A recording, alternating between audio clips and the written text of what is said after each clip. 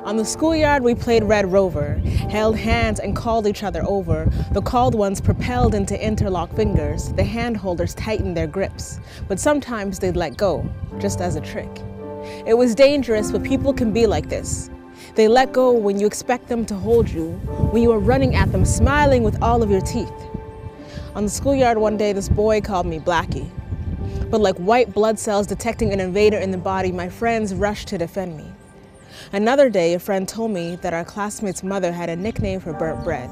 It contained the N-word. By elementary school, I knew the violence of the slur and wondered why a parent would say this to her kids. That must have been when I learned that not all grown-ups were safe. They could be like children running with knives, and some could be the blade. I recall another boy calling me violent. He had hit me with a ball, so I took him by the arm and swung him. He was the same boy I had overheard telling another that Black people say OJ is innocent, even though everyone knows he's guilty. "Watch this," he said, and turned to me. Asked me what I thought. "Guilty," I said, just to throw him off. I had no opinion about OJ's innocence. I was thinking about 10-year-old things, short stories, crushes, and recycling. But that must have been when I learned that for some people, my young classmates even, I was not me, I was one of them. That I would have to be clever and still try to fit in. That racism comes in kiddie size.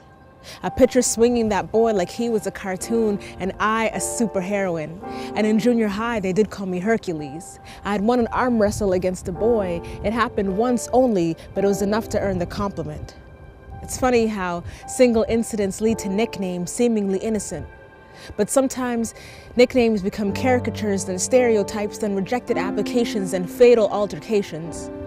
But I'm being dramatic, right? I used to want to be an actress, a child star like Macaulay Culkin. He was in Home Alone when he was 11, so I used to walk home thinking I had 1 year left to make it big. But on the schoolyard, we climbed and flipped on the jungle gym as if young gymnasts in training. Like slinkies fresh from the birthday box, we expertly dropped from the top of the dome to the gravel below.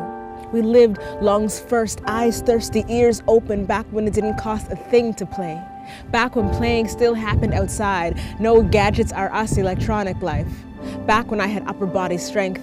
Back when it was okay to hold hands with your friends, as long as the big kids didn't see. If they did, they would say we were babies. They must have forgotten that holding hands was like cupping magic, like keeping warm a string of secrets, and was the simplest sign of friendship.